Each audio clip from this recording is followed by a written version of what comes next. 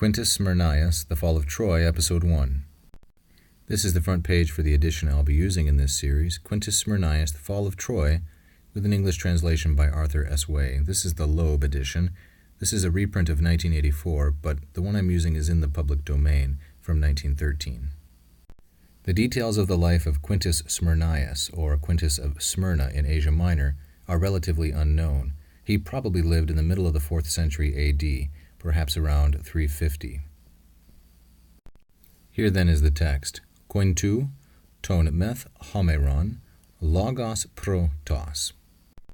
This is in the genitive and is the Greek spelling, the Greek transliteration of the name Quinti, Quintus.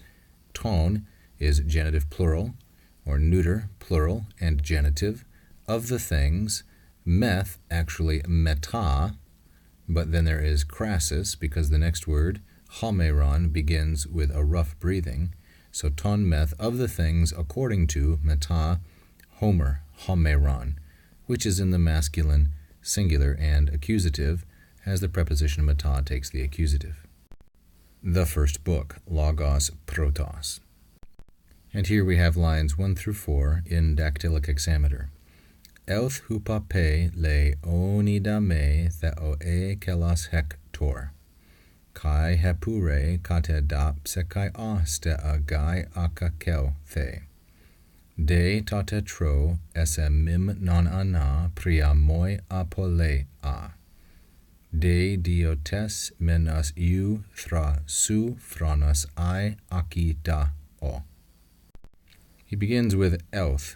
This is the subordinating conjunction eute.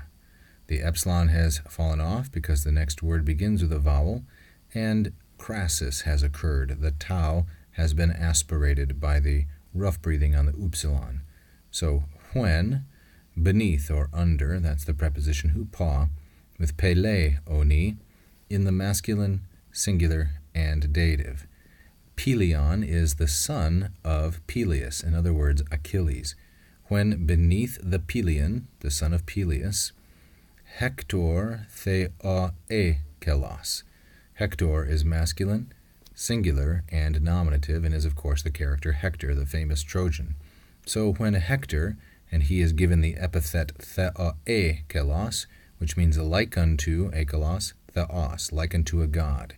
When divine or godlike Hector, dame, was tamed or subdued. This is an aorist passive. It's a third singular aorist passive. You may ask yourself, where is the augment?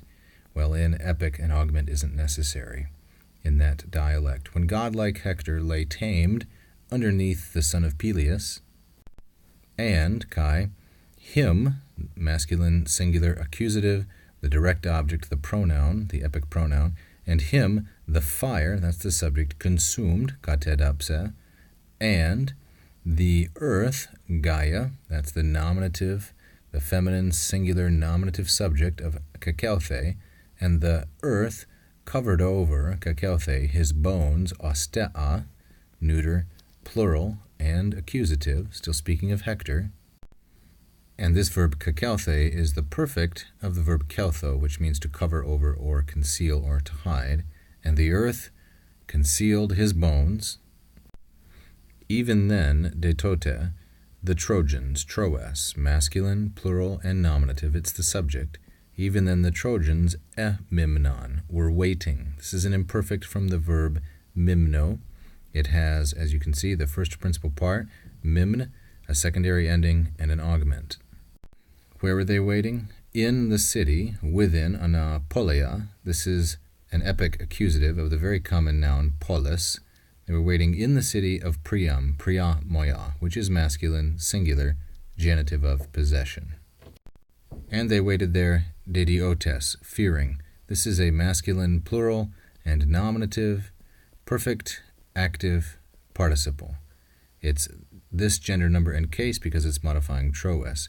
Fearing completely, eu, this adverb, or absolutely terrified, of the menos, the anger, that's the object, in the neuter singular accusative, the anger or the wrath of stout-hearted Thrasouphronos, son of Iacchus, grandson actually, once again Achilles.